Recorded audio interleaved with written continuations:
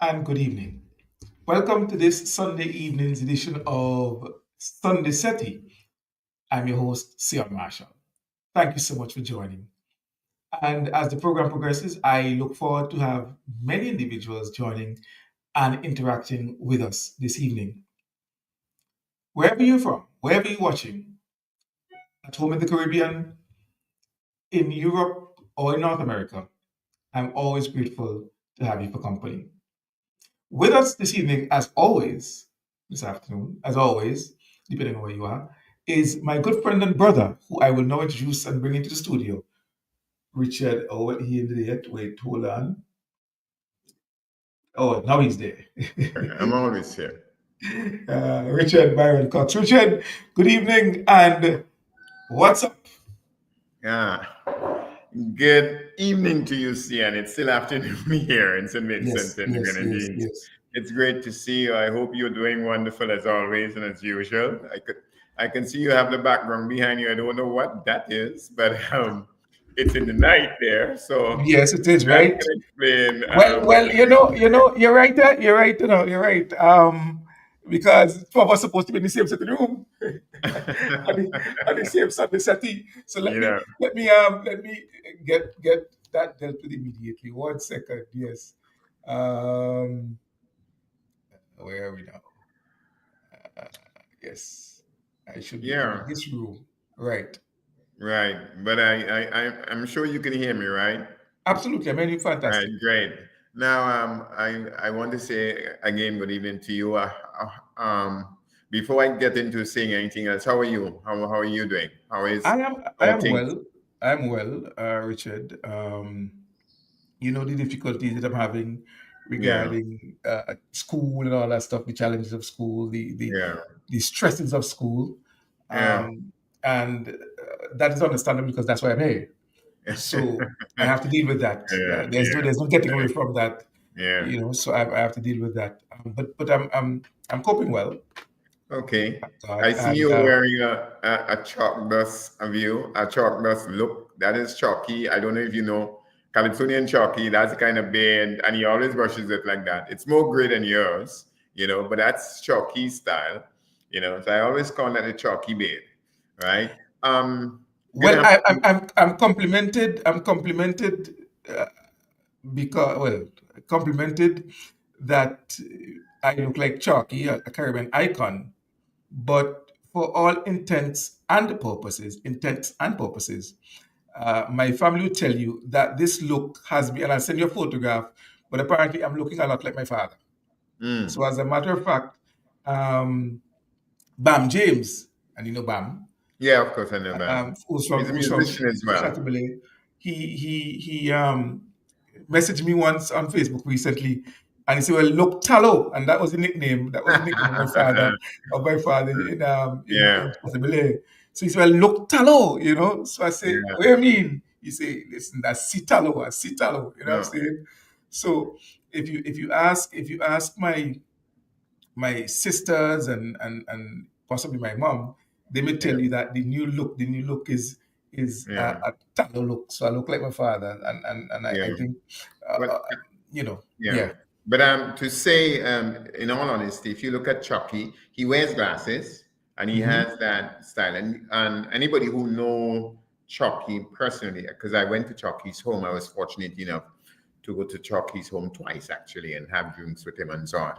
And Nice. you remind me of him, but that is in no way disrespectful. Chucky is one of the best calypso Absolutely, writers of absolutely, all time absolutely, and has absolutely. won the Calypso Monarch in Trinidad more than anyone, including more than Sparrow. He's won it the most times, 9 times in all. He's won it. So yeah. And so now let me say good afternoon to everybody. I see Kojo is with us immediately. Good evening to you, Kojo. Good afternoon, good evening, good night, wherever you are in the world. Joining the SETI as Cian, you're gonna have to build a bigger SETI, yeah, as more and more people join, right? Of course, Because you that's have to fine. make room. You would have to make room for everybody. But I want to say good afternoon, good evening, good night, good day, good morning, wherever you are listening to this. I'm seeing, I don't know if you know, over the last 3 days, just to mention this before we get into the program, over the last 3 days, there has been serious rainfalls here in St. Vincent and the Okay, Grenadines. Okay. last night and the night before that, and now today. There's been serious rain, and so of course the soil has That taken and enough. now It can't today. take any more, and so you've had flooding in some places. Calliope is flooded a bit. The city of Calliope, Annesville is flooded a bit, and I think there has been one major landslide. Well, not major, but a landslide in, I think it's Georgie Village, you know, and it has Okay. blocked the road. So just to update you, because you're in England, you know, what is happening. No damages, no serious damages reported so far. Of course, no life loss, as Vincentians would say, thank God, you know. And everything has seemed to be fine. But the rain is really taking a toll on the country right now. So I thought that you'd like to know about that, you know, and our viewers would like to know. Could you please tell everybody we're on live?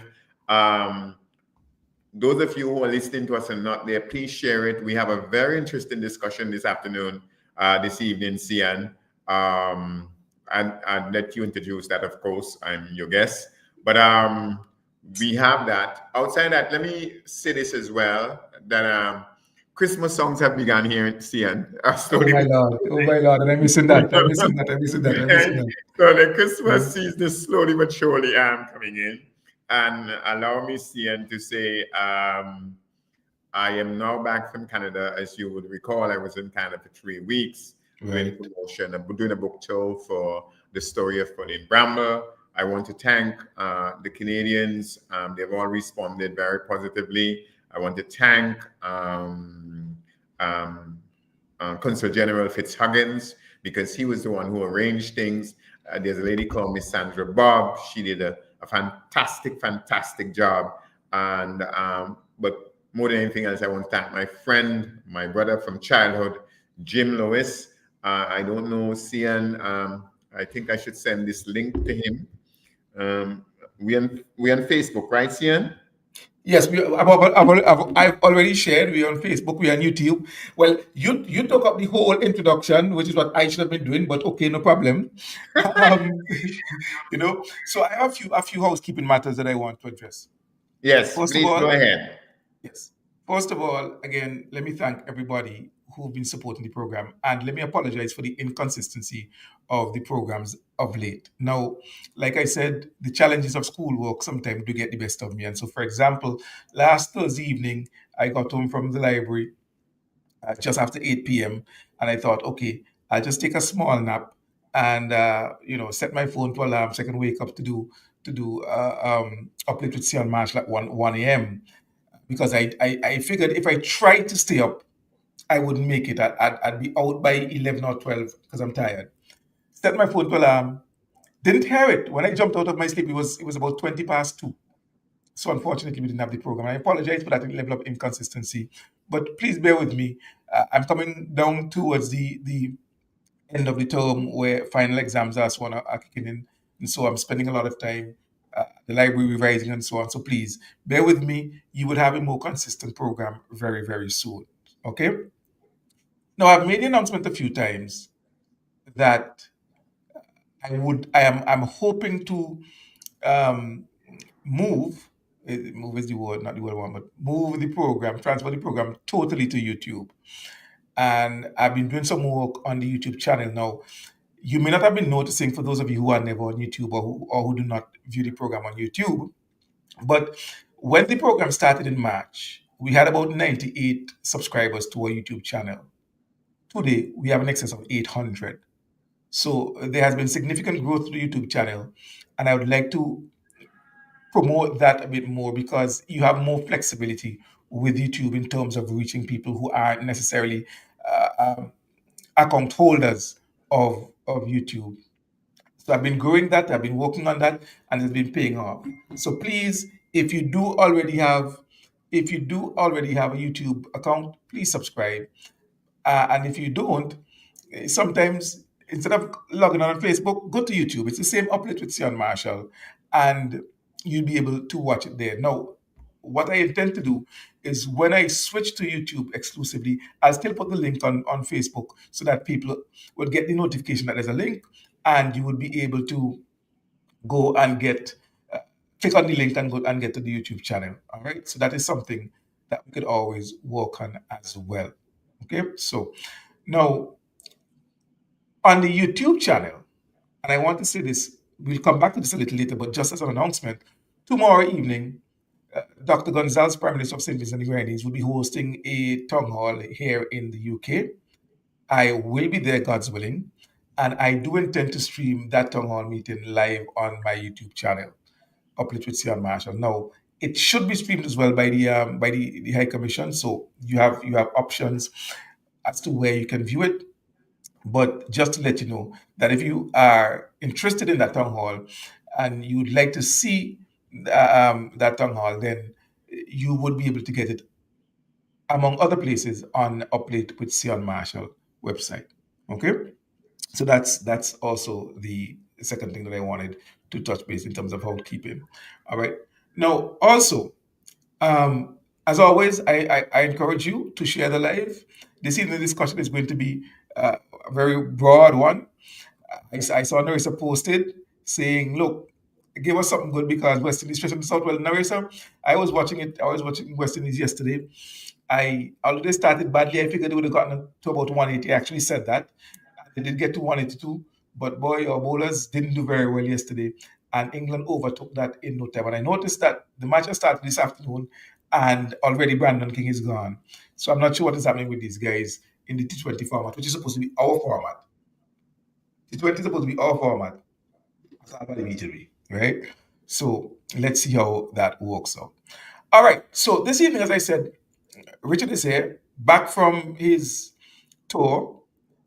And one of the first things we would do is talk with Richard about the tour that he is just or the mission that he's just embarked on, and lessons learned from that mission. The fact that he actually got to interact with Vincentians in 3 different provinces in Canada, and also attended some of our independence events with the diaspora. Those are things I am pretty sure that he has never experienced in that part of the world. And so it would be interesting to hear his own take, and also his own expressions as to the overall mission, meeting people in Canada and promoting the book. So, Richard, welcome back. And broadly speaking, how would you categorize? How would you describe? Yeah. Characterize Well, rather yeah. the tour Right. that you just In went one on. word, I would say, for me, it was an excellent show. Excellent. I wouldn't put it less than that. I don't know how the Canadians feel, the Vincentian Canadians and other Canadians I met. But for me personally, Richard, it was an excellent show. I learned a lot, and I know a lot more as to what I have to do in terms of promoting my latest book, The Story of Pauline Bramble. Canada was an eye opener for me in many, many ways. I was in Canada before. I think this was my 3rd time there. But all of my previous missions, they were very, very short. I did promote Mammoth Stairs there. But this was a special event, the Thousand Island exercise. But this time around, I spent almost 4 weeks in Canada, almost a month. And I firstly want to thank my friend and brother from childhood, Mr. Jim Lewis, who he and his family hosted me in their home, for those 3.5 weeks I spent in Canada. This is something extra special because if I had to pay for a hotel, 200 Canadian dollars a day, and you would be selling house and land and everything and begging them not to lock me up. You know what I mean, right? So I'm grateful for that. One of the things I must tell you, Sian, is that I left Canada feeling that we sometimes don't appreciate how much these people do for our country, their country, and that they don't forget us. But generally speaking, whether they make $10 or whatever, 10 cents probably out of every dollar is sent back home in one form or the other. You know what I mean? Whether it's a barrel, and I see how hard many of these people really work. As a matter of fact, just packing a barrel, and because I went there, I had never packed a barrel in my life, and I'd never been to, a warehouse where they do these things. You know what I mean? And I had that experience, It was an enriching experience for me, and it allowed me to have a great appreciation, not just for our Canadians, but those in other parts of the world who send home remittances and so on, and who sacrifice so much. Now, as regards the book tour itself, I went to 3 cities. I went to Montreal. You know, I always, because I speak French, I always say Montreal, which is the pronunciation in French. I don't know why I do that, right? But so I went to Montreal. But you just told us why you do that, because you speak French. No, yeah, So no, you but can't say don't know why you do it and explain why you do it.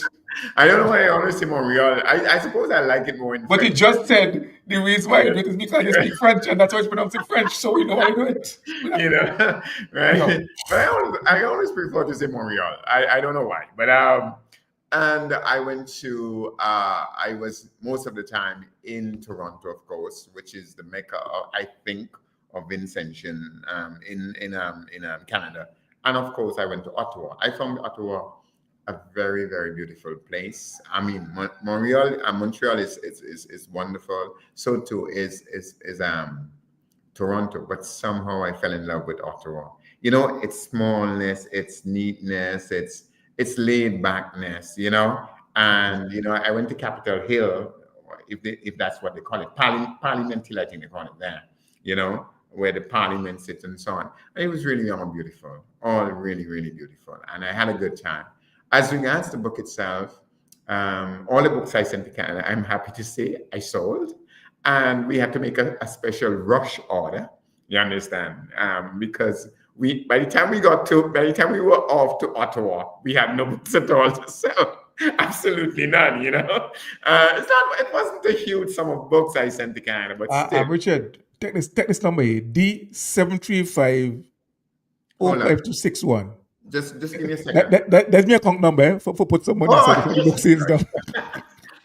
I'm sorry for the Christians. I didn't mean to take the Lord's name in vain like that. Okay, so the Christians who are listening to us, could you share the live and tell everybody that the SETI is on? Tell them that the SETI is on. I don't see Narissa. I don't see anybody. Narissa, as I told you, Narissa was there. Narissa was one. Yeah, you promised me.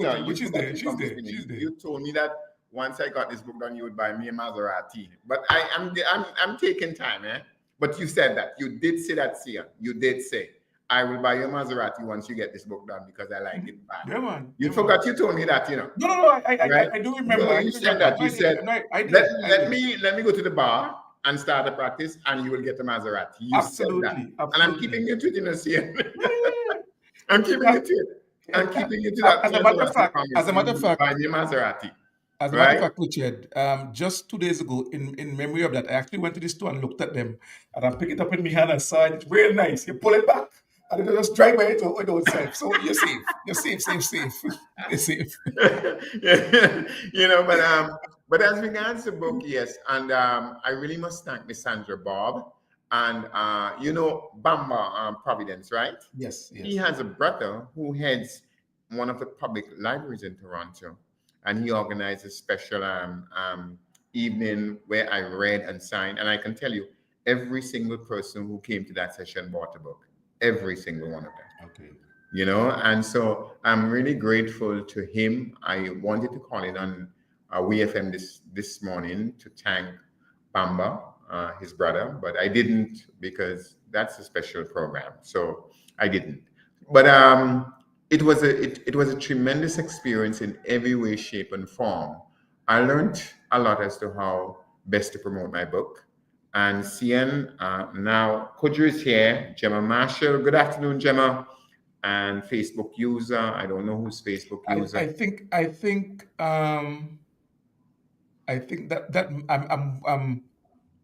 I might be thinking. I don't know. I probably want to think it's Narissa, but maybe not. But it just says Facebook user. It might be Ed because the person is watching cricket. So right. The person is watching cricket. Right. It's probably either Ed or Narissa. Yeah. So I want to ask all of them to share their live. Tell everybody that we're here because the discussion that CN has designed for you this afternoon is going to be a great one. And I will start with a disclaimer once CN begins that discussion. But further, CN, as regards the book, I've come to understand that the word of mouth by you, by everybody else, say, I have read it. Please buy it. Yes.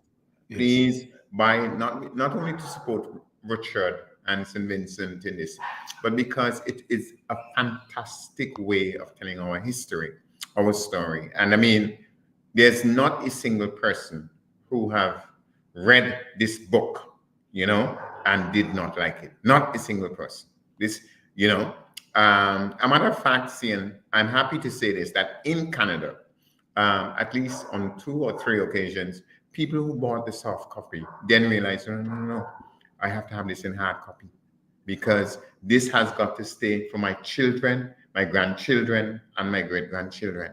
And that's the fantastic nature of this story, So I had a fantastic, fantastic, fantastic time in Canada. See, and I want to answer your question. I don't know if you know him. There's a guy named Yellows. He used to sing for Resurrection and what's your band from Leo? Asterix. Mhm. I don't know if you know Yellows. Do you know him? He's from Barley. No. Right. But he went up to Ottawa to perform and we took him up. When I say we, I mean Mr. Lewis, Jim Lewis, drove and we took him up and he hung out with us in our hotel, in the same room, everything. And then we drove back down.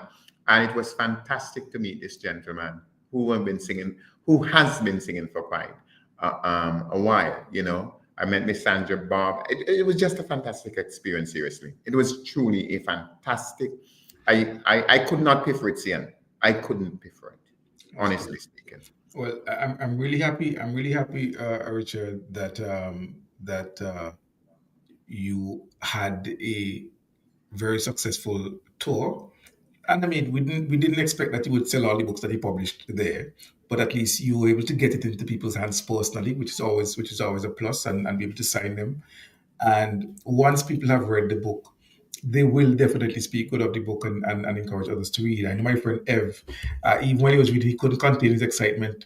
Every now and again, he'd message me and tell me, I suspect so and so, and I suspect this and I suspect that. And he loved Richard. Absolutely, he absolutely loved the dicks of our friend. You know what I mean? So um, people are reading, people are loving, and we continue to wish you absolute success with the promotion of the book, a book that represents not just St. Vincent and the Grenadines, but the Caribbean and Yes. tells our Yes. story. So we wish you all the best on that. Yes. Now, Yes. before we go into the full program again, the other thing I want to, well, again, this is a one way of starting the program. Uh, Over the independence celebration, Richard, we had, and we were supposed to do an independence program, but you know how that go. Yes. Yes. It was quite an exciting independence from all reports. The Mhm. afternoon parade went well. I watched some of it, but I fell asleep.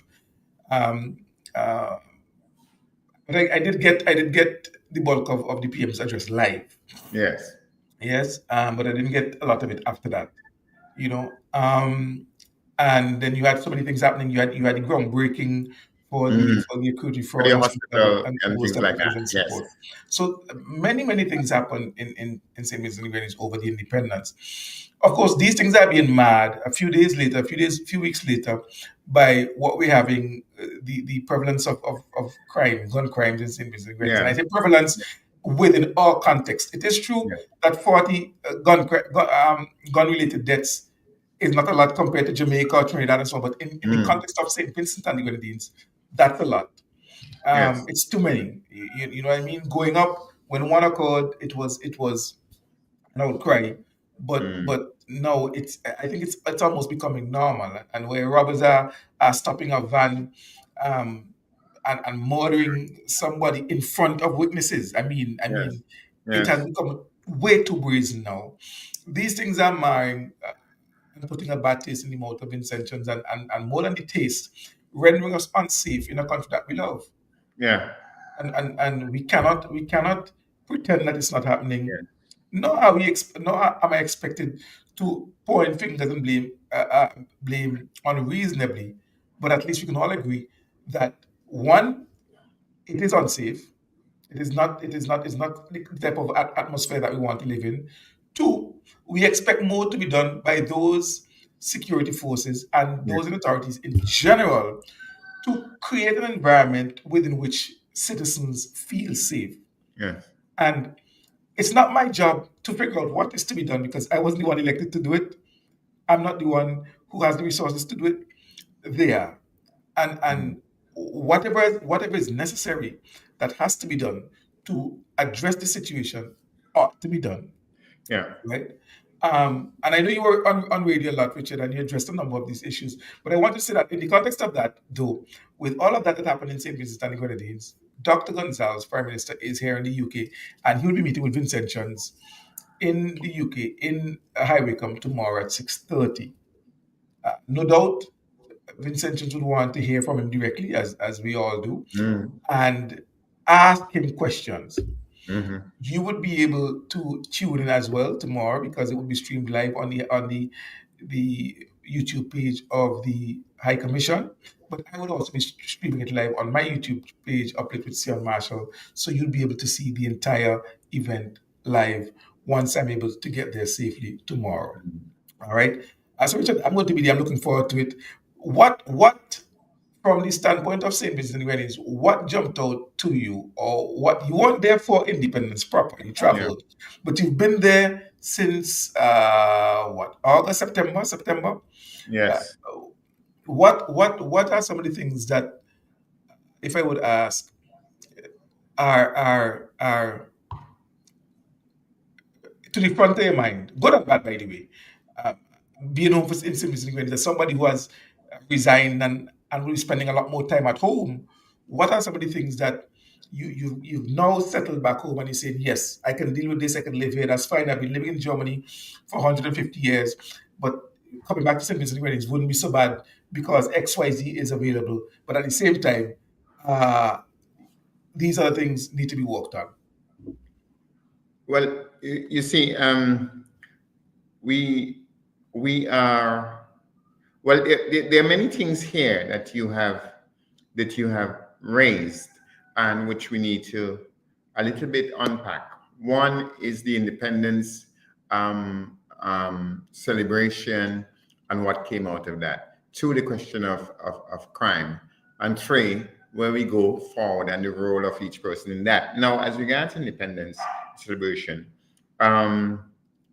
the thing here is that, I don't know if you noticed this in yourself, but what struck me, what hit me like a bombshell, is that it's probably the biggest ever participation of the public in any independence celebration. The place is just ram-packed with people. Okay. You understand? And there must be a reason for that, Sian. There must be a reason for that. Okay? And of course, we have to look at the fact that certain things has changed. So, for example, the exercise was not held in the morning, okay? But it was held in the afternoon going to evening, okay? And therefore probably allowed more people to participate. But even so, you know, people's participation and the expression of patriotism through the wearing of the national colors, that struck me big time. Secondly, the Prime Minister rolled out, you know, a series of things, including naming a few sports and ambassadors. Yes. And if you allow me, I'd like to take your program to this moment to congratulate these people for their, you know, for having achieved that. I think, you know, John Hines, like I know him, the footballer, former goalkeeper and things like that. And John is a humble brother. A humble. When I tell you, there's nobody humbler than John. Well, I was saying, because I congratulated them on my edition, the very next edition of Uplift with Sion Marshall. Yes. And I remember saying, well, boy, Fitzgerald was made ambassador, but I didn't. A goalkeeping Fitzgerald was made ambassador, but not the one, the good one. Mm-hmm. Yeah, the good Fitzgerald, the good goalkeeper. You know, I mean, I was so happy for John Hines. I was just so happy, you cannot imagine. And then the cultural icon, the lady who heads the mass band, I was happy to see all of that. And, you know, and then he doled out other things as regards young people and jobs and so on and so forth. So what I'm trying to say here is this, that the whole, I don't know about you, Sian, and you can tell me if you feel differently, but that whole celebration sent three messages. One, a belief in ourselves. You understand what I'm saying? Two, a belief in our future, that we are going to go somewhere.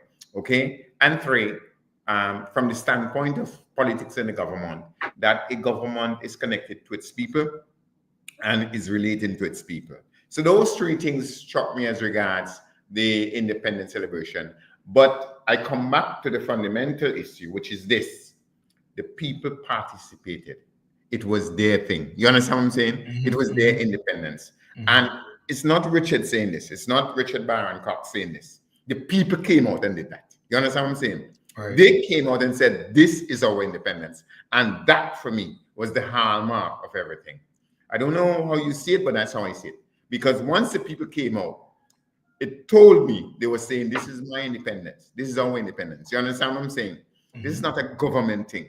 This is not a Ralph thing. This is not a party thing. You understand? This is ours. And they were claiming their independence on that day.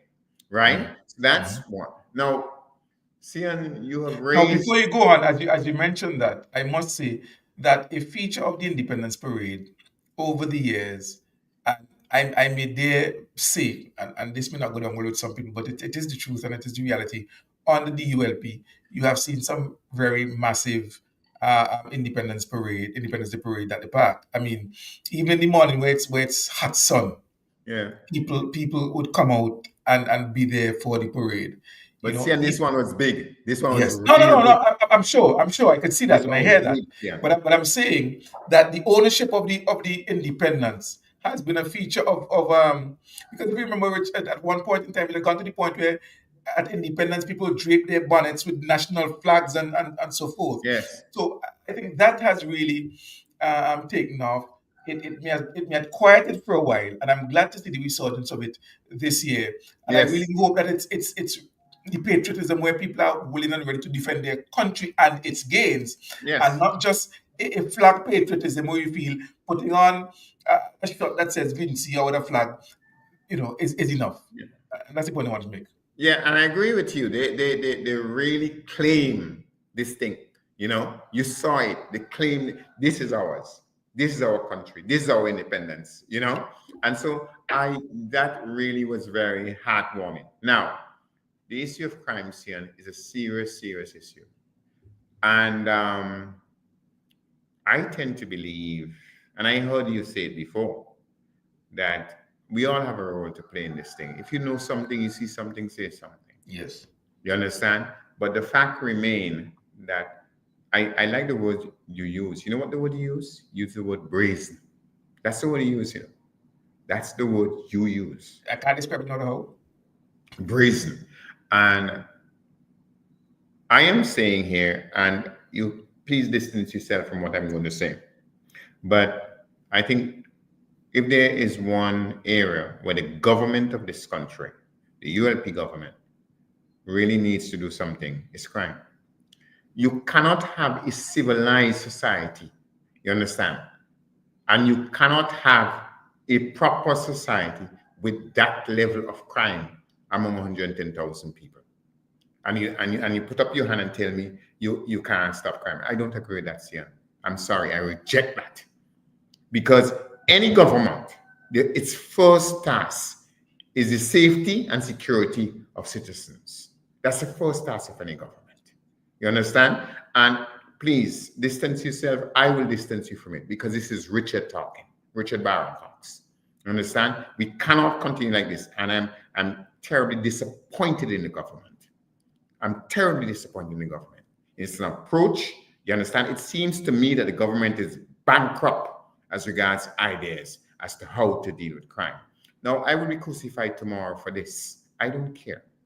Because it is not that I have any hate or anything. Anybody who knows me know I love Dr. Gonzalez. Anybody who knows me know I support Labour. Understand? But the truth is the truth. And we must deal with the truth. And the government has failed miserably as regards dealing with crime.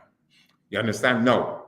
Sian. Now, before you go on, because yes. you've said on multiple occasions I should distance myself from it, and you will distance me from it. And I'll say this: you and I have always had a difference in approach to things. I don't talk like you. I don't want to talk like you. And I suppose that's why we are friends. Right. That's why we are friends. We have independent minds. You understand? And we respect each other's The, independent the mind. independence of the You mind. understand? And we don't Um, argue only, and most people don't believe this about this, yeah, people don't know. Most people People don't don't believe know. that People don't actually know. happens with us. People don't know. People don't know. People don't know. And I've always said to you, for someone who is a trained diplomat, sometimes you dispense with that in a manner that would cause anyone not to think that you are a trained diplomat. Yes. And I would always tell you all the time, you use sledgehammers to kill flies. And so for me, the way I would phrase the same statement that you're saying, first of all, I wouldn't speak of crime in general because statistically speaking, in many areas, the different areas of subsets of crime are down. So this is specific to uh, violent crimes, murders, Yes, murders. all Exactly. right? So something has to be done. And you said the government has to do something, and I would go further and say the government needs to do more because I have been very much involved in the government. I know what the government from the executive level has done in terms of putting resources at the disposal of police so that their jobs can be made easier. Investing in training. I mean, never before, Richard. I just saw something that says Kamisia Blake now has a PhD, the first PhD in the Royal Civil Grenadiers Police Force. So you have a lot more trained, a lot more qualified, certified rather as well, officers in the force. You have more officers being deployed every so often. So you can see where the government is investing in security. And I was there seeing how often that there be meetings with the Minister of National Security, who's also the Prime Minister, and the police. So it is to figure out where the disconnect is, because if you're getting the resources, if you're getting more police officers, you had, I think, what, two recruits being turned out last year, um, and you see the investment, you see the vehicles being bought, you see all of these things happening, but then you have heard on many occasions, or at least you've reported that you've heard on occasions where responses to um, by police to citizens reaching out to them for assistance in situations have been less than acceptable, And so I don't expect the cabinet to go and investigate crime and driving police vehicle and so forth. I do expect that every department would pull their weight once you are resourced. Now, that to me, we have to figure out that where that disconnect lies. And the government, unfortunately or fortunately, because the government sets policy, ultimately it falls right in their lap. Whether it is that you are promoting the wrong people, whether it is the people you're promoting are unable to manage properly, whatever it is, with all of the resources you're putting into national security, and with the returns from, and I'm talking as a civilian who's seeing things happening, that these murders are happening, that these crimes are happening, but no one is being arrested. Things that, and no one is being charged. No one is being sentenced to prison and so forth for these things. These are all going unsolved. As a layperson looking in, the question is, what is the return on the investment in security? Amen. Amen. What is the Amen. investment? What is the return? Amen. You see, um, let me be very clear and rather precise on this matter. It is not that I'm looking for somebody to blame. It is not that I am trying to say that X or Y, we need to put their foot to the fire. That's not what I'm saying. What I'm saying is that we need a solution. Yes. And that solution, you understand, the key to it is government's correct policy. Now, you yourself have made it clear that the government has invested so much. But what is the result from that investment, Sia? Yes, that's the point. What so what if you tell me that X or Y have a PhD, but crimes continue to grow? What Yeah. what sense does that That's the make? point, right? Right. That what sense does that make? You understand what I'm saying? And let me further say this, that I am certain in my own mind that, Sian, if we want to tackle this question, we can. You understand? We have tackled everything else. We build airport, we do all kind of thing. You understand what I'm saying? We end up on Security Council, all kind of thing. If we want to tackle this question, it can be tackled and will be tackled. And that is why I say up front, you understand? I am disappointed in the government. Disappointed in the government. Listen to me. Before you could be ULP, NDP, Marxist, I don't know what else. You understand? You have to have something called life. Isn't that true, Sian? Absolutely. You understand? You have to have something. And if the government turns a blind eye to the kind of murder that is happening in this country, something is seriously wrong. The government has its priority wrong as regards the security and safety of citizens of this country. And I don't make any apologies for that. And who hate me, fine. That I am good with that. Now, there's I think you'd agree with me that we have to look at this in a holistic manner as regards development. I could mention 4 or 5 areas. I'll only mention 3. 1, tourism. You understand? Listen to me, Sian. This morning, I heard a man calling from abroad. You understand? He said his name is David. That's what he said. I don't know if his name is David. Guess what the man said? And Kojo Mason will testify to that because Kojo was on the program this morning. You know what he said? People in St. Vincent are afraid to come out the house. I know that is a lie. You understand what I'm saying? He said that on radio this morning now. And he's calling from abroad. Yes. And to Cecil Ryan's credit, Cecil said, I can't allow you to say this on this radio because there's no truth to what you say. Right? It's either you back it up, you understand, with evidence, or you don't say this kind of thing. Right? He was on radio saying that people in this country are afraid to leave their house. I've never been afraid to leave my house here. I can get up now and leave my house. You understand what I'm saying? And this kind of nonsense and foolishness, right?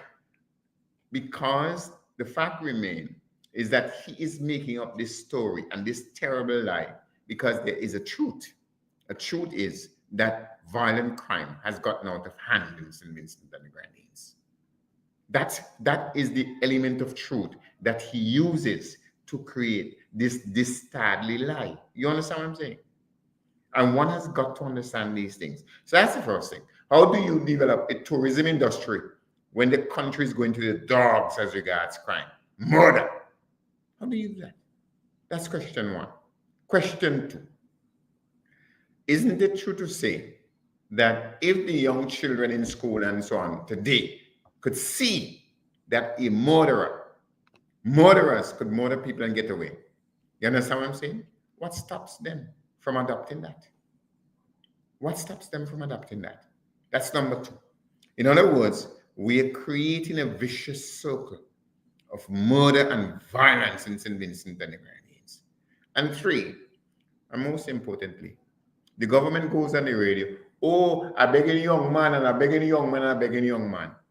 All the begging you have been doing for 23 years has not helped the situation. Stop the nonsense about begging and do something real. Stop the nonsense about begging and do something real. Fix this. See, and listen, I live in Harmony Hall, and you won't believe this. I'm telling you the truth as I speak now. You know, a man have a van out there, you know, and 6 o'clock in the morning, 5 o'clock in the morning, he wakes up cleaning down that van and wake up the whole neighborhood. You understand what I'm trying to show you? 2 o'clock in the morning, Sunday morning, people have to go to work the next day. And he out there playing music. You understand? The whole neighborhood wake up. And everybody afraid of him. Because the police is not going to do anything about it. So one day, Sian, I'm going to tell you this story. Just 30 seconds. I called the police at 12 midnight. They came 2 hours later at 2 in the morning. And they heard all the music. So let me tell you something in a box. I pay the government thousands of dollars. Taxes. You understand? And I have the right to be able to sleep in my home. If you don't fix this, you're going to come back here and collect a dead body or dead bodies. Because either they're going to kill me or I am going to kill them. But this cannot continue. And this is what the government does. The government turns a blind eye to that kind of stuff. A blind eye. You understand? As if I am not paying the taxes, as if I am not a citizen of this country. This cannot continue. This cannot continue. We have to change this, Sian. We have to change this. You know me, Sian. I love walking. I love walking to the beaches of my country.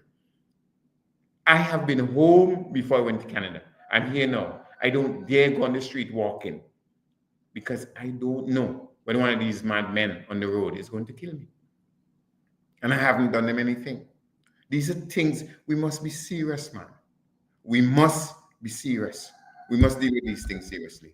Lastly, you know, you mentioned that in this society of ours, where we live here today, and we have this violence going on. We are celebrating 45 years of independence, right? Is this society? You must ask yourself this question, Sian. Is this society maturing, or is it that we have a couple of leaders who are brilliant? You understand? And their brilliance is reflected internationally and otherwise. But the society as a whole is poverty stricken as regards its moral, its decency, and its enforcement of laws. We must ask these questions of ourselves as a people. I know I make people uncomfortable, but you know me, Sian. One of the things I aim to do is always to dehouse people from their comfort zone. You understand? And get them to start to think. So yes, as a returning Vincentian, I spent a lot of my life abroad, more than half of it. And you see, you weren't my home in Germany. You spent time there at my home. You know where I live. And can you imagine Richard Barron Cox coming back to this country and 5 o'clock in the morning? There is a van man outside my house turning up the whole place, and the police and nobody can do anything about it. You understand what I'm saying? Mm. Right? You know, How can I invite my German friends? You understand? Because as you know, I live in a neighborhood where I'm the only foreigner there. All my friends, my neighbors are all Germans, blonde hair, blue eyed people. How do I invite them? And at 4 o'clock in the morning, a van man out there cleaning his van and waking up the whole neighborhood. And they ask me, so what can be done about this? What can be done about this? And all I can tell them is nothing, because we have a police force that is a waste of time. It's a joke. now you and I differ on that last comment, absolutely, because in many respects the police is doing a fantastic job, holistically speaking. But again, if you were to look at, like you said, the issue of violent crime and murders and the inability to make headway with those, there is a lot of frustration within the public with what is seen as maybe the impotence of the police in addressing that particular area. We need to do so much more. And in all fairness, it's not necessarily just that area, because if for example, we talk about the uh, van situation that you just alluded to, Yes. the inconsistency of policing, to me, the inconsistency of policing or traffic laws is, to me, the most significant reason why we have so much lawlessness on the road. The inconsistency in policing. The minute police officers come on the road for a little bit, things calm down. And apparently they think that once they ride between Annesville, Kingstown, and well, I don't even know if they reach Camden Park, then that's all they need to do. And you see these videos over and over and over again of minibus drivers. And I have to pick minibus drivers because these carry members of the public. These aren't private individuals doing nonsense in their vehicle, but minibus drivers endangering the lives of passengers. I mean, none is better than none, but I pick on the minibus drivers for that purpose. You have a van full with people and you're doing that kind of rubbish on the road. I mean, that can't be satisfactory. And these things keep recurring. You have people keep falling out of buses because conductors would not close the door before the vehicle move off. It happened to my niece. It happened to other people. But yet these things continue to occur. Why? I remember I had a program where I said the government needs to put in place policies to address that, put an age limit, an experience limit on people wanting to have to drive H bus, Yes. minibuses. And I You must agree be with you 25 too. years old. You must have at least I agree with you three, totally. 3 to 5 years of driving without accidents and tickets and so forth before you can get that H license. We can't have a young man on a bus and in 6 months he's driving the bus. He was the conductor, as far as you know. And then before he blinks, so he's not the driver of the bus, or he's driving on the Yeah. bus. It can't work. It can't work. It It can't cannot work. work. It can't It work. can't work. All right. You know. So now what I'm going to do now, I am going to take a quick break, Richard, Yes. play our favorite ad, and when we come back, we get into the meat of the I matter. like that. Play our favorite ad. I really like Yeah, that. play I our must say. favorite ad, and when we come back, we get into the meat of the matter Yes. of this Yes. week. Don't Yes. All worry, we'll right. be right back. Covering 150 years of history, relating the story of 5 generations. It took 12 years to write, and now it's finally here. The story of Pauline Bramble, Springs, Blossoms, and Young Thorns, a literary masterpiece by Dr. Richard A. Byron Cox, author of the critically acclaimed Where Mama Stares in Vain. Pauline Bramble's story is your great-great-grandparents, great-grandparents, grandparents, parents, and your story. It is our story of pain, love, tears, and joys, our story of struggle with no surrender. It's a golden gift to our nation as we mark 45 years of independence. Get your copy and a gift for a friend for this independence from Games Bookshop, Career City Store, Giggles at AIA, and Jazzy's at the Cruise Ship Berth. It is our story like never told before. The story of Pauline Bramble. Read it and be inspired. All right, so read it and be inspired. As I said, our favorite ad. Let me see something here. Somebody just While you're looking at that, I must say, yes. I think you agree with me. Anthony did a fantastic, fantastic job. Anthony Denny. That's him talking there. And he did everything. I didn't do anything here. He did everything. I was just brilliant. Brilliance beyond measure, you know? Mm. So I really thank him for it because he did a fantastic job. Okay, I just wanted to. Yeah, somebody just come and put an ad on top my thing just so like if they want me for that day. They Yeah. also. That Yeah. and that's what I'm wondering, you know. Like Yeah. some great Dr. James and The how same much free, the same name free, the same free, the that same I, free, the I same didn't free, the know. same free, the Yeah. same free at all. I Right? was wondering, yeah, you know, Yeah. who is this great Dr. I James don't know the person is. and if No, I he's can't. I paying you can't. any money? No, but the point is, I can't verify what the person has posted, so I'm Yeah, responsible for what's on my yeah, you know. my platform. All right. On Tuesday last, the United States of America held its presidential and other elections, Hmm. Senate, governors, dung slate or dung ticket elections. Yes, Coming out of that, yes. Donald Trump, the 45th president of the United States, voted out by over 6 million voters, reemerged as the 47th president or the Mm-hmm. elected 47th president of the United States Mm-hmm. with a significant majority, winning for the first time in a long time every single swing state, defeating the vice president and presidential candidate for the Democrats, Kamala Harris. In the wake of that election, you're hearing many things, and fingers are pointing all over. I heard Richard speak with Denny during the week on that interesting comment. Some I agree with, some I do not. And while there are no simple answers, because the results of the election says a lot of things about the US and about the people of the US. Yeah.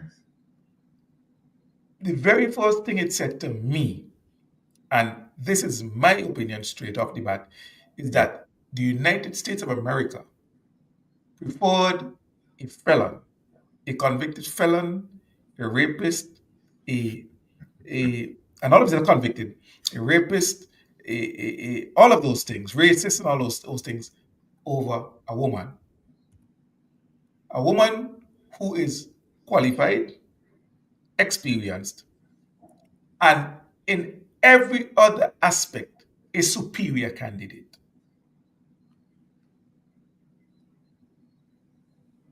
And you ask why. Yes. You ask why. Now, that is my synopsis snapshot of it. But as I said, there are so many other things that contributed to it. The tone deafness of the Democrats, their unwillingness to listen, their support of genocide, where people, especially young people, were saying, Kamala, I want to vote for you, but show me you're different. And she refused. Now, mind you, Trump is not going to be any better. But they had no interest in voting for Trump in the first place.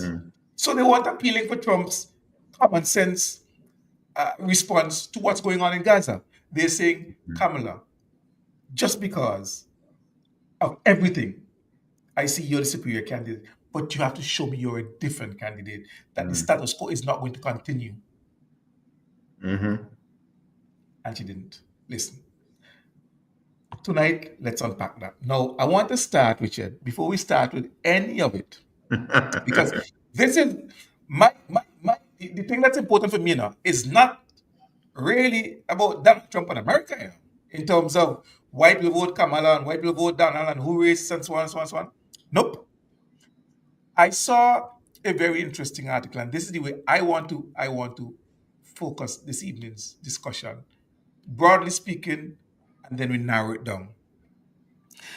Antiguan diplomat Sir Ronald Sanders wrote this: what Trump's return means for Caribbean-US relations. Like much of the world, the Caribbean community at both governmental and public levels are contemplating what relations to expect from a new Donald Trump administration.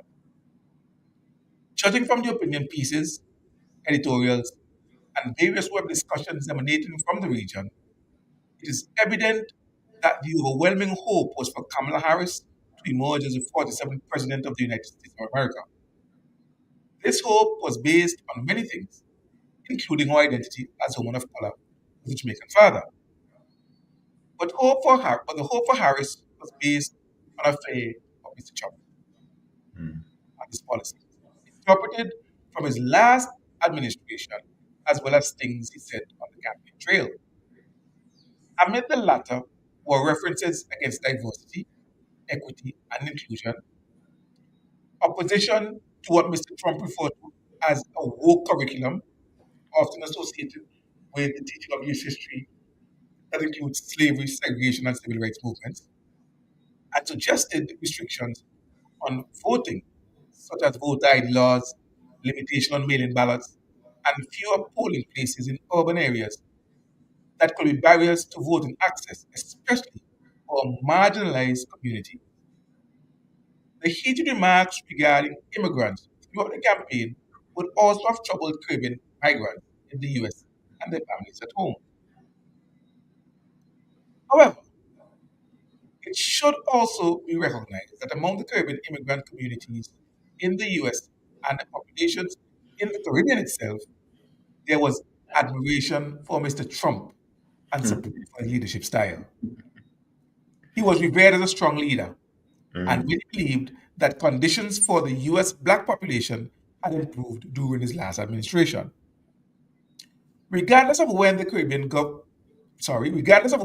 governments, private sector leaders, or societies stood on the election, Donald Trump has been elected with a significant majority of the popular vote, and he won much more than the necessary votes required for the country's electoral college to declare him the undisputed winner. The latter fact was clear to both incumbent President Joe Biden and to Kamala Harris, who called Trump to concede defeat and to congratulate him. All the Caribbean governments should do the same, as did Antigua and Barbuda's Prime Minister, Gaston Brown, on November 6th, after it was declared that Trump had attained more than 271 votes needed in the Electoral College. And I pause here to say St. Vincent and the Grenadines did as well.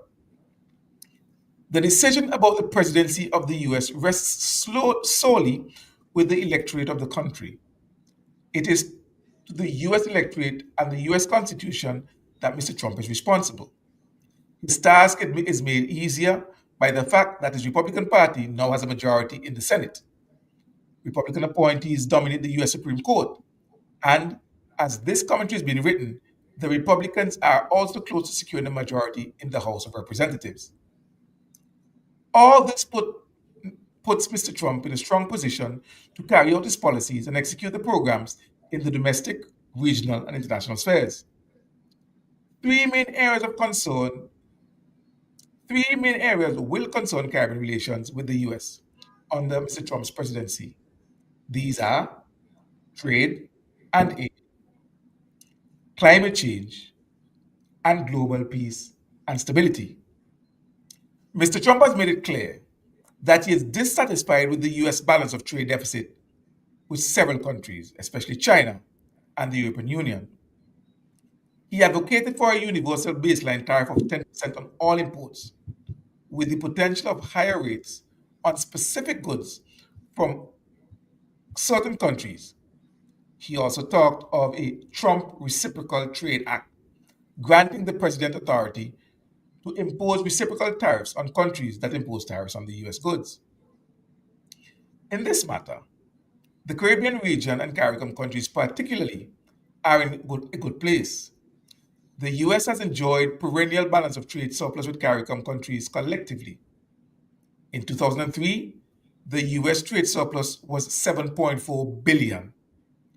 The figure would have been greater had it not been for a trade deficit with Guyana and Trinidad and Tobago of 1.9 billion and 889 million respectively because of US imports of needed oil and gas. When this figure is compared with US aid to CARICOM countries, it shows that the US trade surplus far exceeds its aid. US total global aid in 2003 was 61 billion, half of which went to 10 countries, principally Ukraine and Israel. All of the 14 independent CARICOM countries received 456 million, or 0.75% of the total US aid, less than 1%. Of the CARICOM sum, 393.8 million went to Haiti, leaving 64.2 million, or 0.10% of US global aid for the remaining 13 countries. In other words, the US trade surplus with CARICOM countries, which is 7 billion, more than the aid given by the US and CARICOM countries to their trade deficit with the US, are paying for the aid given them many hundreds of times over. CARICOM might consider ways to leverage this economic interdependence to improve trade terms and promote greater investment in the region. On climate change, Mr. Trump's policies will pose difficulties for Caribbean countries, which are among the worst affected by extreme weather conditions, including global warming and sea level rise. During his presidential campaign, he downplayed climate change and expressed his intention to withdraw the US from the Paris Agreement and to expand oil and gas production, removing regulations that impede fossil fuel extraction. CARICOM countries, however, remain committed to sustainable development and will need to engage the US in urgent discussions to ensure progress on global climate change. With regard to peace and stability, most Caribbean countries have been deeply concerned about the conflict between Israel and Palestine. They firmly believe that achieving a two-state solution in which the two peoples can live within secure borders is essential. Mr. Trump declared a strong commitment to Israel, and his prime minister will require much diplomacy and commitment. CARICOM has a history of supporting multilateral peace efforts, and it is likely that they will seek to uphold a balanced approach to the Middle East peace within international forums. At a people to people level, the US and the Caribbean have been so deeply intertwined historically that only the current social instability and economic underdevelopment, promoting large numbers of refugees to flee illegally to the US, poses a threat to the continuing strength of their partnership. But the US and the Caribbean live in close proximity to each other. And therefore, like all close relationships, they both have to preserve their relations in each other's interest, not only for the present, but also for the future. In addressing these shared concerns, CARICOM and the US can build a mutually beneficial relationship that advances stability, growth, and climate resilience for generations to come. Now, I was disappointed that he didn't speak to, as he spoke about security or insecurity, he didn't mention the issues of Venezuela, Cuba, and Nicaragua. And that was my disappointment with Ron Sanders. Ron Sanders' commentary there. But all in all, a piece that provides a lot of food for thought. First impressions, Richard. Um, I don't know if I want to deal with Ronald Sanders' article and your in-depth reading of it. First and foremost, what I think first and foremost I want to do is to make a disclaimer that whatever I say after here must be remembered on these two grounds. One, I do not support Donald Trump. I don't love Donald Trump. I am not a Republican, right? In any way, shape, or form. His views on any particular matter, on every matter, are not my views. That's the first thing I want to say.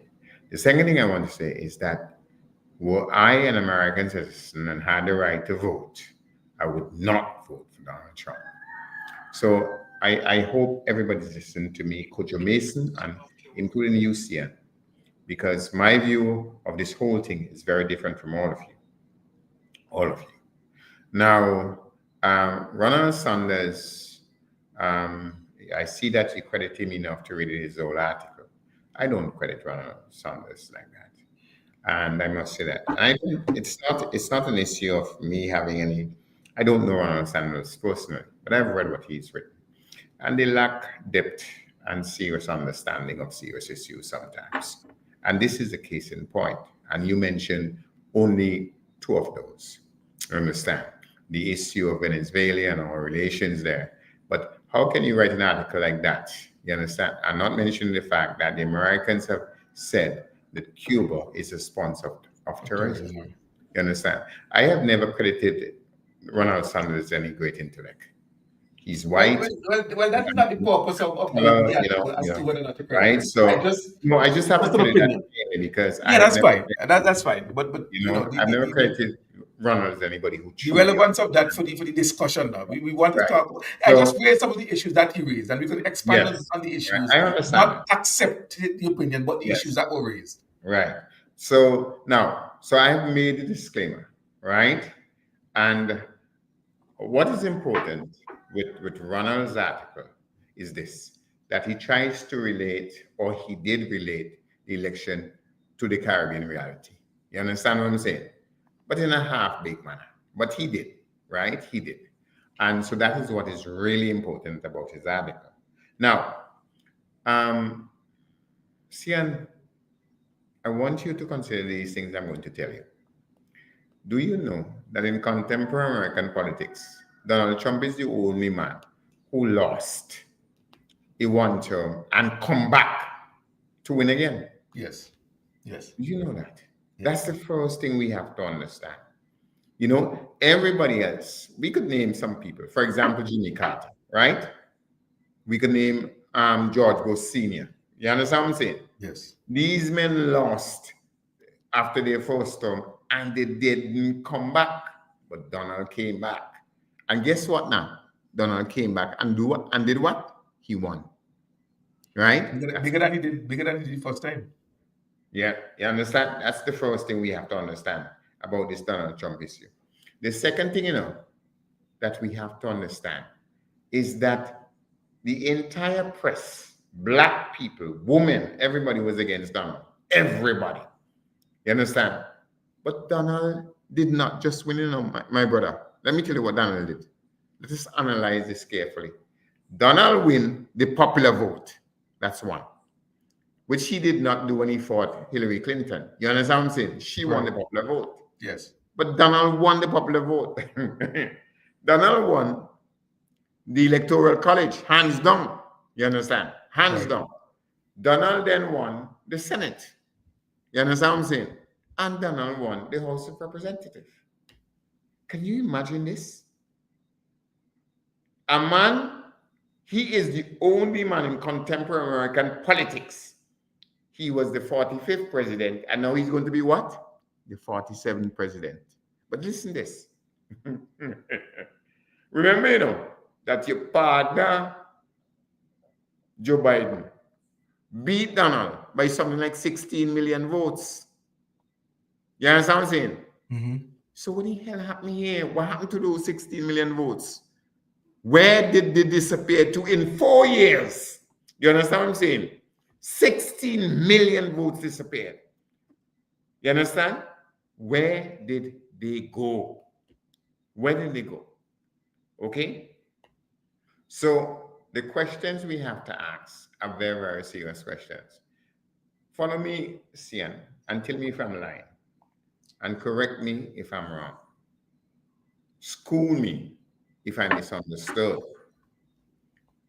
Kamala Harris began by saying, we have a campaign of joy. Do you remember that? Joy. Yes.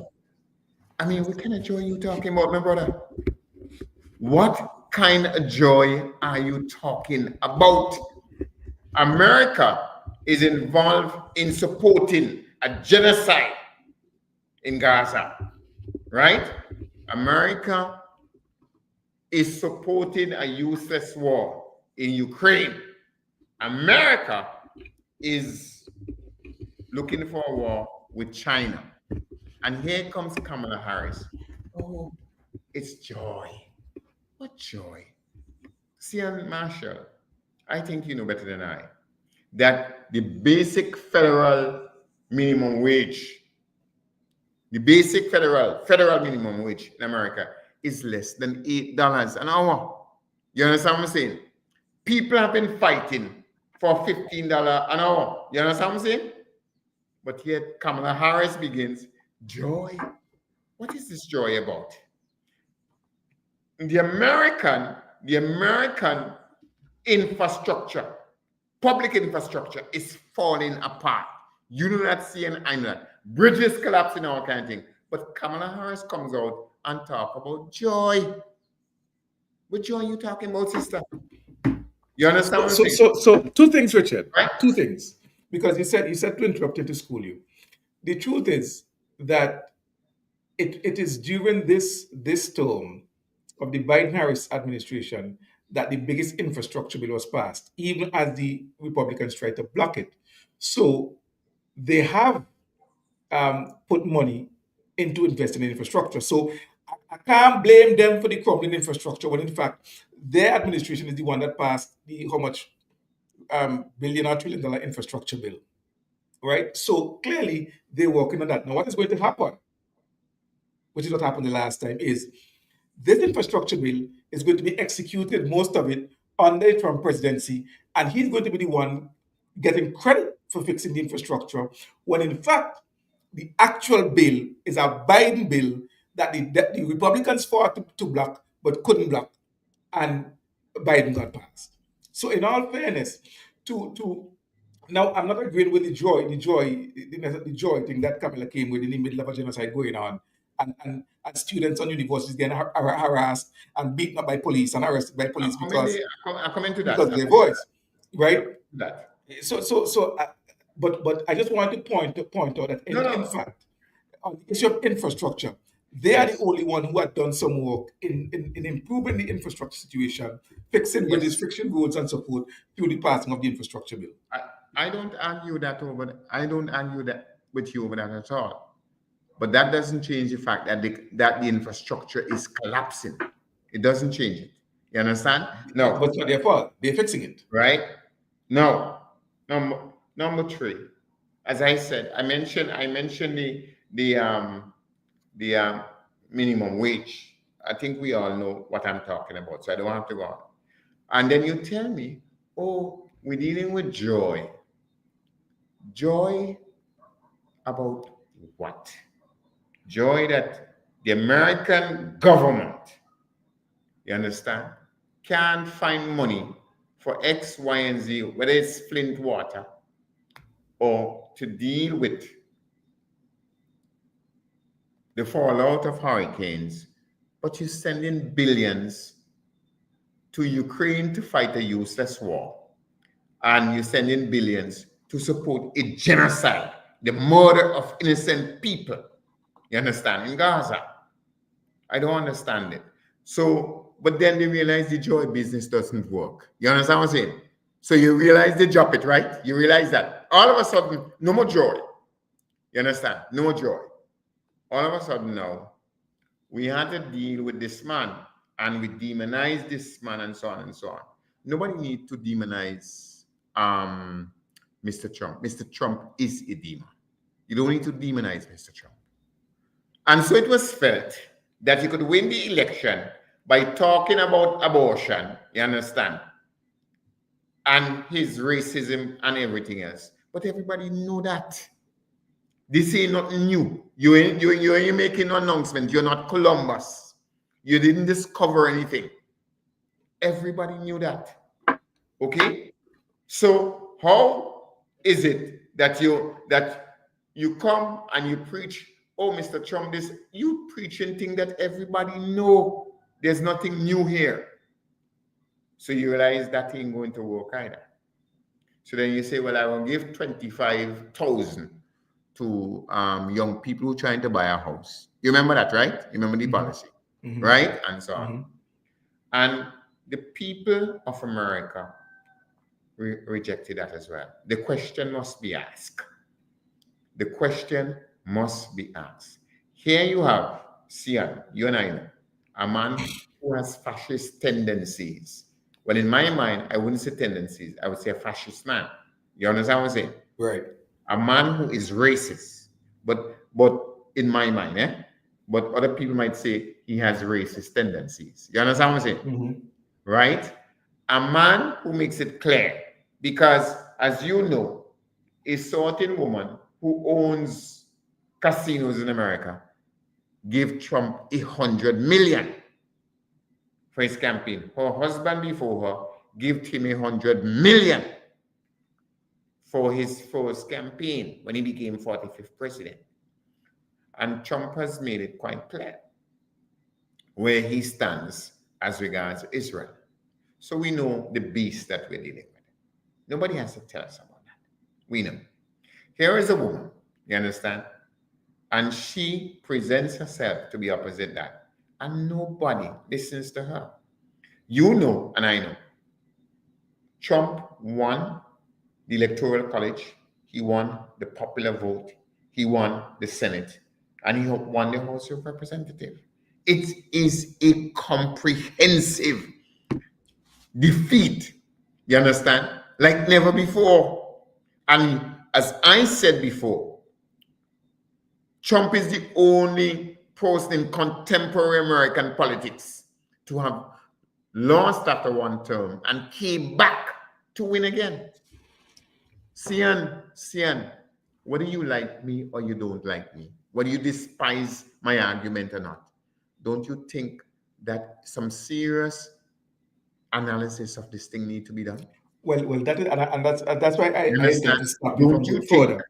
Wait, so that's why I intend to stop you from going further, because today's program is not for the deep in-depth analysis of the American elections, but rather the impact of the elections on us in the Caribbean. which is what I'm coming to now. Yeah, no. But I had to set out that before I go into this. No, the thing about it, Richard, and everything that you say, I agree with you in terms of Trump showing us who he is, and people. I mean, it was amazing that Christians and evangelicals were holding Trump up as their model candidate, right? So you see that, right? But in all of that, you look at the fact that America has not relented on its attitude towards our neighbors, Venezuela, Cuba, Mm. Nicaragua. You talk about the states sponsor of terrorism. As a matter of fact, in the General Assembly this year, the yearly resolution put forward by Cuba at the General Assembly, over 180 countries voted in support of that resolution. It's only The three that voted only against it. three Only three that three voted against it. countries three Only countries three. voted against. Only three that Three voted countries: against it. the U.S., Israel, and I think it's And Marshall Marshall Islands. Marshall And Islands. Marshall Islands. And that I distance myself from, because no Marshall took it. Right? But partner, I forget your name is Marshall. So Forgive me, I forget your name is Marshall. you go, Richard, to the discussion. No, but that- hold on, partner. I'm Hold not on, let me man. finish. Hold Let me on, finish. man. No, Can let I me finish. build one? Can I No, have let one me- of the islands to build me no, house? Can I let have me one of the finish. islands to build me house? No, let me finish. I can't have one. All right. Okay, we good. Let me All just right. say, and you go on. I'm just saying that even in the face of 180 something countries voting with Cuba on that resolution, you still have some individuals who pass themselves off as intellectuals saying that Cuba is isolated. Yeah, one of them name is Jomo Thomas. He wrote an article at that level. I had to ask him who's isolated. Who is isolated? Oh, he says, and now Obama has come and Cuba is no more inside. I said, what? What do you know what the word isolation Isolated, means? exactly. That's the point. Do you That's know what the word? That's The the point. whole world for 25, 35 years have been voting for Cuba. And this brilliant lawyer, the most brilliant man in St. Vincent, says Cuba is isolated. And the whole world voted for Cuba. I said, what are you talking about? As a matter of fact, Richard, you Dotishness. recognize that Cuba is becoming, because what is happening? I'm not so much concerned about those who vote against, is that consistently and gradually the number of abstentions have also decreased significantly. Yes. So while everybody you will have 50 abstain and then 20, 30 something abstain and so on, no, nobody abstain anymore. Everybody just voting flat out. We voted with Cuba. This is wrong. End this foolishness. And I was very pleased to hear countries like Trinidad and Tobago, I believe Guyana, speak forcefully on the floor of General Assembly about this illegal embargo against Cuba. So my question is, on the and your it's your specialty on issues of climate. Ron talked about trade, but on issues of climate and on peace and security, and even on immigration, what can we expect? Right. What impact can we expect of Right. a second Right. president? As I said, I had to make the background layout first, okay? And now we get, based on that, we come forward. So now, we know precisely several things as regards the Trump policy. One, he declared, this is what he said, that I'm going to have the biggest ever deportation, you understand, process in the history of America. You understand? Many Caribbean people are going to come home, including criminals. That's number one, right? But that is not the only thing or the fundamental thing. The issue is this: Trump's foreign policy is based on one thing and one thing only: America first, which actually means America only. You understand? That is what actually means America only. Now, when I listen to what you read about what Ronald Sanders said, and we could work together and cooperate and so on, Ronald Sanders is living in a dream world. You understand? Or he's a diplomat, which is what Right? he's supposed to Mr. do. Trump is not that kind of a man. You understand what I'm saying? You either do what he tells you to do, or he is going to come But for you. Richard, Right? Richard, with all due respect, even though that is the disposition of Donald Trump, Caribbean islands cannot accept that, boy, for the next 4 years, we either gotta do or die. And I think the point of Ron Sanders' article, which is where I want us to focus, is whether or not or the response of CARICOM, for example, to a Trump presidency. Because, I, I worked in the UN. I functioned in the UN as part of a CARICOM caucus, representing the Civil Grenadians. Ron Sanders is the US ambassador to the OAS and the USA. So he's functioning as part of CARICOM in another multilateral organization, right? The thing about it, Richard, is, to me, it means it underscores the importance of CARICOM coming together and unifying its That is policy the point. positions, That is the point. so that when we go to speak with the That is the Department of point. State, whether That it's is on the climate or trade or yes. immigration, If we have if we have to if single if you position had and single allowed me, voice. I was getting there. That is the point. Well, you're You not too long. understand? How much runway think we are? You Right? So now, taxi. hold on. So now, what we are certain of, is that Donald Trump would give a damn about the Caribbean. You understand? And in order for us to deal with this, whether it is climate change, trade, or anything else, more than anything else, I think the election of Donald Trump would force the Caribbean to unite greater. You understand? To confront this beast that we're going to face. That's number two. Number three, listen to me, Sian, and you might not agree with me, but if you think about it, you might cut me some slack. The agenda of the Caribbean as regards climate change is completely opposed to the agenda of Donald Trump. Absolutely. You understand? If you Absolutely. remember, the first thing Donald Trump did as regards the environment when he became president is to withdraw America from Yes. the Paris Agreement. Yes. You understand what I'm saying? So in terms of that fundamental issue, because you know what the Caribbean dictum or mantra is: 1.5 to stay alive. You know it. You have been involved in this thing. You know this thing. You understand what I'm saying? Unlike many of our audience who might not be so intimately, you understand, related to this thing. And Donald's approach to this thing is completely opposed to that of the Caribbean. Completely opposed. And so therefore, again, he is going to force us to unite. You understand? To face the beast that we have to face. That's number three. Number four, I think you know this very well. The Caribbean politicians, our Caribbean politicians, I wouldn't call name. Some of them, you know them, and I could call country, but I ain't gonna call. Right? They line up to go to Mar-a-Lago. You understand? To kiss Donald's feet. You understand? You know this. We saw it before. I could call countries' name. Okay, let me call them Jamaica, St. Lucia, etc. You know them. And so what can happen here is that Donald could play a very divisive role, you understand, in the foreign policy of CARICOM as a whole. We don't have a joint foreign policy. We don't have a common foreign policy. But we try to see things commonly. We try to, you understand what I'm saying? To work together in this field.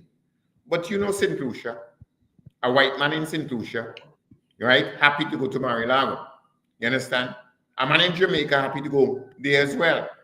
And if the NDP wins in St. Vincent, we know, I know that Godwin Friday would be happy to do that as well. You understand? And this could create serious division in CARICOM as regards foreign policy. Okay. So Now that's number four. Now hold on before you go to I number want five. to number five, but I'll let you talk. No. So because I want us to segment it, because we wouldn't be able to talk everything, but there are some areas that I think we still need to distill even further. That's before you go on to number five, because one of the issues that you raised, and I'll come back to the divisive, divide and rule tactics. Yeah, exactly. That were employed previously under the first Trump term. And like you said, we know CARICOM already is splintered. Like, let's say, for example, on the issue of Venezuela, for example, even though most CARICOM countries benefited from the benevolence of Venezuela, on the issue of Venezuela, the US is still able to hand pick and cherry pick and pick out a few CARICOM countries that would do their bidding Yes, regarding Venezuela. exactly. So we understand how their foreign policy and their willingness to divide and rule can impact the Amen. decisions taken by Amen. CARICOM. Amen. CARICOM. And I'm saying this in the context of the deportation policy, Richard. So before we go to climate, let's talk about the deportation policy. One of the first things that they kept talking about, blowing it up to stoke fear, is the issue of crime and criminals. And so the idea is that criminals are going to be deported. Now, earlier in this program, Richard, you and I were talking about the impact, the existing situation in St. Vincent regarding crime, especially specifically violent gun-related crimes and homicides. Imagine a deportation drive where 10, 15, 20 hardened criminals with Vincentian background who went to the States since they were 7 years old, have no clue about St. Vincent and Grenadines, they're now in their 40s, and they're going to be released from prison, have their citizenship rescinded or have their green card rescinded, and sent to St. Vincent and Grenadines. Can you imagine the repercussions on our already strained situation where crime is concerned? But this is precisely what I'm saying, Sian, because remember, earlier, I said that this deportation will involve these criminals coming home. You understand what I'm saying? And they have learned their trade and they have honed their skills Yep. in the United Yep. States of America. Yep. We do not have the kind of expertise to handle that kind of thing. We simply don't. You understand? We simply don't. But outside of that, as regards the criminal element, if we are to follow the Donald's idea, America only, because when he say America first, he means America only. You understand what I'm saying? What will happen is this, that when these criminals begin to wreak havoc, you understand, on the Caribbean, he will turn a blind eye. You understand what I'm saying? He will turn a blind eye. So it's a double whammy we're going to face. That's a double whammy we're going to face, right? So if you look at the discussion that we were having a while ago, and essentially looking at the possibility of a single position, what do you see as our best option as CARICOM in adopting a single position regarding how convicted criminals who've spent their lives in the US and spent their time now having served the time, being now thrown back into our region, into our society, and most of our society are unprepared and Precisely. incapable of Precisely. dealing with these. You know this. How do you see us as a CARICOM addressing that issue? Right. Now, if you recall, the Caribbean community, CARICOM, and Mexico have decided that they will cooperate with America in dealing with this issue of crime, because we don't make any guns, and all the guns that we use are flowing from America. I don't know if you remember this, but Right. that is an approach we made. You understand? The question is, one, is Donald willing to continue that cooperation? You understand what I'm saying? Because we don't make any guns. It comes from them. Right. You understand? What is the relation between Donald and the gun lobby in the United States? You understand what I'm saying? Right? And it is in the interest of the gun lobby not to do anything about this thing. That's one. Two, can this issue be tackled purely from a standpoint of crime and criminal law? Or is it now that the Caribbean as a whole has got to put that as a fundamental element of our foreign policy in dealing with the United States? You understand what I'm saying? Right. in a united fashion? That's number two we have to ask in that question. Number three, and this is important to all of us. Where will Jamaica stand on the wholeness? You understand? Well, we know Philip J.P. is in power in St. Lucia. But if he loses to Chastanet, where will St. Lucia stand? You understand what I'm saying? And we could answer the questions as well, right? We could answer the questions as well. So how are we going to deal with that? That crime issue. Outside that, listen to this, Ian. We know that militarily speaking, Guyana cannot deal with Venezuela militarily speaking. That's impossible. But there's a conflict there. You understand? Ralph Gonzalez, our prime minister, my prime minister, and I'm saying that publicly, my prime minister, you understand, played a significant role in easing things. Okay? Right? Now we know where Trump stands as regards Venezuela. Right? We know where Trump stands. How do we then reconcile this whole Venezuela Guyana issue, right, with the Trump presidency, who is determined to crush whatever there is in Venezuela? You understand? Now, all of that ties into the flow of weapons into our region, because the region can become more militarized. And that doesn't help us in any way, shape, or form. Outside that, there's one more thing. While we deal with violence and crime in the Caribbean as a whole, the desperate place is a place called Haiti. I think you know that very well, Sia. You understand? As regards Trump's understanding, he calls them SH dot dot Yes. Yes. countries. You understand what I'm saying? Right? We, the Caribbean people, the English-speaking Caribbean people, the CARICOM people, we don't have all the resources necessary, you understand, to carry the burden of this. Okay? But we cannot be indifferent to Haiti. And I think you'll agree with me on that. We cannot be indifferent to Haiti. And with a man who see them as SH dot dot countries, you understand? Can we turn to America in any way, shape, or form?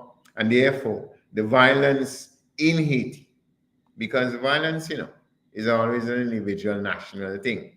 You understand? Regardless of where we discuss this region or whatever. When a man murder a man in Barbados, is in Barbados, he murder him. You understand what I'm saying? And when a man murder a man in St. Vincent, he murder a man in St. Vincent. Same thing in Haiti. So that is a fundamental question. The last question we have to deal with as regards crime and how we deal with that vis-a-vis the American input is this. We know that that thing is driven by drugs. You understand? A lot of it is driven by drugs. Not necessarily Haiti, you understand? But Jamaica, St. Vincent, and so on. Right? Have you heard Trump said anything as regards the drug trade and crime and how we're going to deal with that? I didn't hear it. But if you hear, you could correct me, because I'm willing to be Well, corrected. the drug he talked about is the opioid crisis. Yes, in America. No, I'm Specific talking. to specific to the southern border and Mexico. You understand? But nothing Yes. regarding That is why the you use the Caribbean. word trade. You understand what I'm saying? That is why you use the word trade. I didn't hear him mention it. But if you heard him, you could tell, you can correct me. But I didn't hear him mention it. What does it mean, therefore? That is not part of his focus. You understand what I'm trying to say? That is not part of his focus. But it's early days yet, and I don't want to assume things. You understand? Because you know what the word assume means. So I don't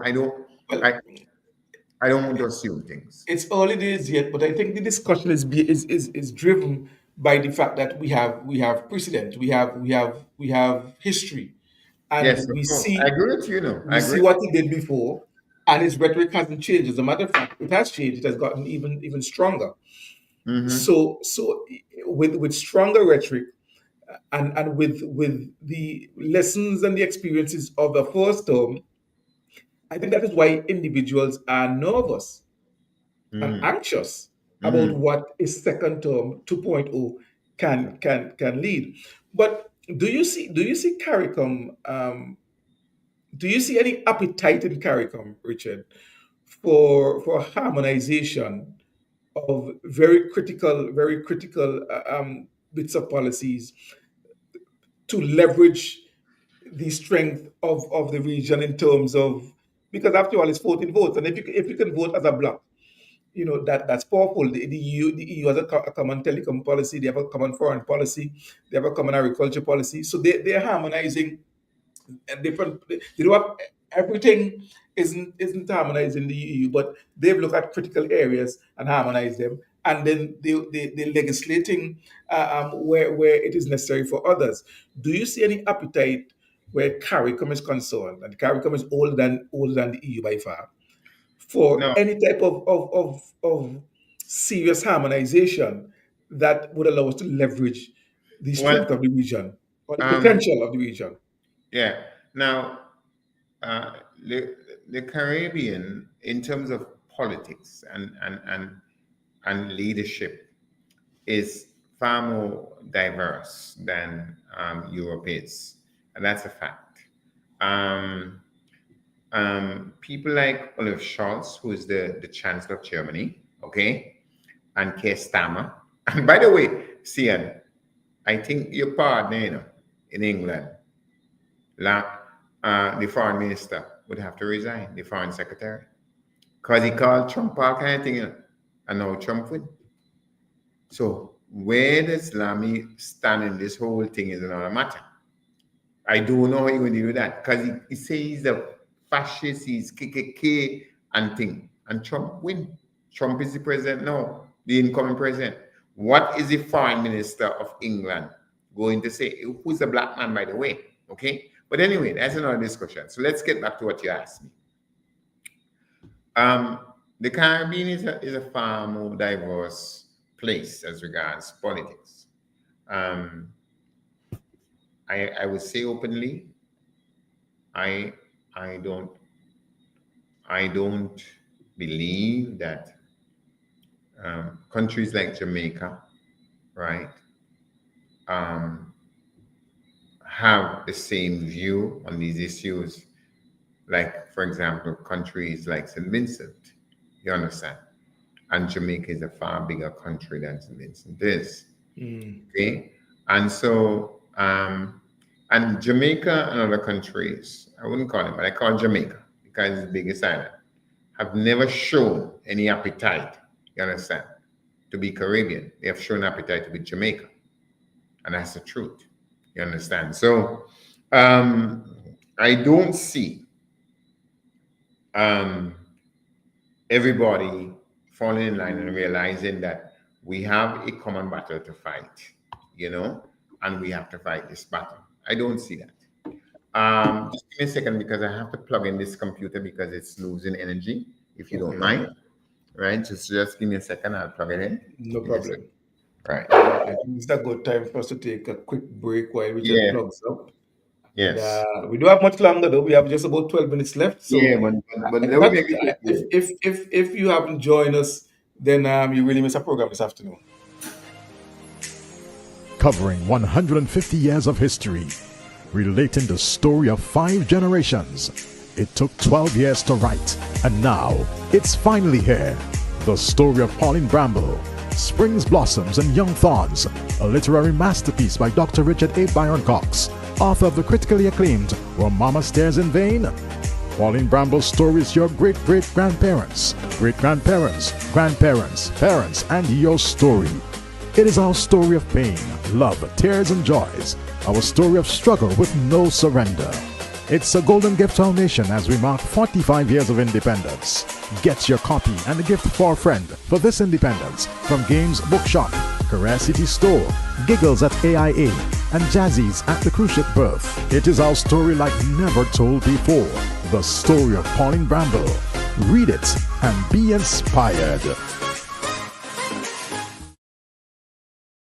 All right, welcome back. If you just logged on, you're logging on for the last 10 minutes or so of the program. Richard and I have been chatting a little bit. We've been chatting since 4 p.m. your time. We're looking at whether or not CARICOM has an appetite. We're talking about the Trump victory and CARICOM's response to that victory. What exactly could be some of the impact of that victory on CARICOM? And just before the break, we were talking about whether or not CARICOM is. Earlier, we discussed that what would be necessary now more than ever is for CARICOM to have various united policy positions, so that in discussions with the US, we can have a single voice, a single position to put forward. But the question then becomes, is there any appetite within CARICOM and among the leaders of CARICOM, the countries of CARICOM, to get into that formalized idea of harmonization of policy? Or do we still think 10 from 1 leaves 0? Right. To be honest, I didn't want to be that precise, but you put me in a situation where I have to be precise. I think we can count on Mia Motley. We can count on Ralph Gonzalez. We can count on Deacon Mitchell in Grenada. Grenada. We can count presently on Philip J. Pear in St. Lucia. That's as far as I would go, right? I wouldn't go any further, to be honest with you. I really wouldn't. And so, therefore, a common foreign policy. I think Ali in Guyana, right? We don't know. We really don't know. And the others, we don't know. Jamaica and so on, we don't know. So, a common policy, I don't know. I cannot answer that. But because of something called BRICS, which is point number 5, right? Which is Brazil, Russia, India, China, and South Africa. And others have now joined. Okay? What we're seeing is the de-dollarization of the world economy. You know that, Sian. You've been following it. Understand? And we know that BRICS together, right? The GDP of BRICS, the gross domestic product of BRICS, is greater than the so-called G7. We know that. We also know that they promised to ruin Russia after the Ukraine, after Russia had to take actions to protect itself in Ukraine, from Ukraine. Okay? They promised to ruin Russia in 2 weeks. See, and you know, it's more than 2 years. They haven't ruined Russia. If anything, Russia is stronger. Every single day, Russia gains more territory in Ukraine. You and I know that. The facts are there. Okay? So you have the de-dollarization of the world economy, slowly but surely taking place. Listen to these factors. 1, the EC dollar is tied to which dollar? The US dollar. The US dollar. That's 1. 2, our trade, our external trade, the majority of it, is it with Russia? Is it with India? Is it with China? Or is it with the United States, Canada, and England? Which is it? Yes, US, You Canada. understand, right? But it's not just St. Vincent. Isn't that the case with all of what we call CARICOM? Yes. Isn't that the case, Siam? You see, the problem we have is that we discuss these things based on emotions rather than facts. And we must deal with the facts. But this is not the situation just for St. Vincent. You understand? This is a situation for the entire CARICOM, including Haiti, right? The most populous member of CARICOM. See, and you know that right now, what we're trying to do is to reduce the food bill, right? By 2025, which is a year from today, right? Less than a year from today. And if you look at that food bill, where do you think we buy all this garbage from that we eat? Yep. Where do we buy it from? Where do we buy it from, Sian? Where do we buy it from? So I link now number 5 to number 4. You understand what I'm saying? And this is where Ronald Sanders might make sense. Because Trump and all the rest believe that through tariff, they would stop China. You understand what I'm saying? And they can't. That's China's control economically. It's just a matter of time. It is inevitable. We know that. So now, America don't have any surplus of trade with places like China. The places they have it is with people like us. You understand what I'm saying? CARICOM. And that gives us the bargaining chip. But Trump is not really about America. Trump is about Trump. You understand what I'm saying? His ego gets the better of him in every single circumstance, without exception. Without exception. There are many other things. This was only number 5 of the things we discussed as regards the Caribbean, right? But because we didn't look at climate. We no, didn't exactly. look at, you Look know, at it in any detail. You right. understand, right? But we also did not look at whether or not, and which is important. Is it true to say that the Caribbean diaspora, not even sanctioned diaspora, but the Caribbean diaspora in America is a very, very significant one? Now, if that is true, there is another truth which is important, which is this: that Trump can't run again. Because in America, he could only have how many terms? 2 terms. Terms. He can't run again.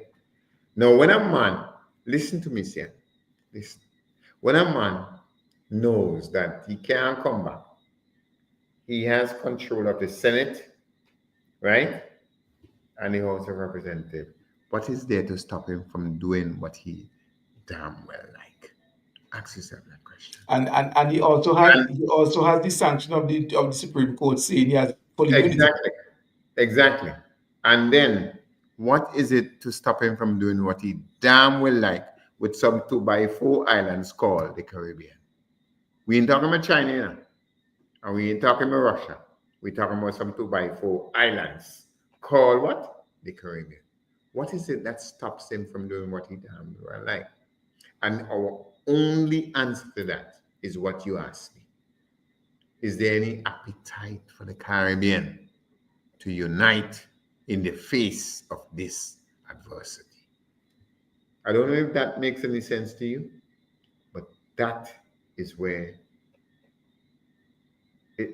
that is what it comes to. That is what the reality is. You understand? The only solution to dealing with Trump, right, is a true Caribbean compact unity. That's the only answer to it. I am certain that the government of St. Vincent and the Grenadines, because I always have to bring it home. I don't care, I have to always bring it home. I am certain that the government of St. Vincent and the Grenadines, led by Ralph Gonsalves, will always act on principle. I'm certain of it as regards international relations. I am certain of it. But St. Vincent is a very small place. You understand what I'm saying? Thanks. You know, I don't have to tell you, CN, right? The GDP of St. Vincent is $2 billion, $2.5 billion, right?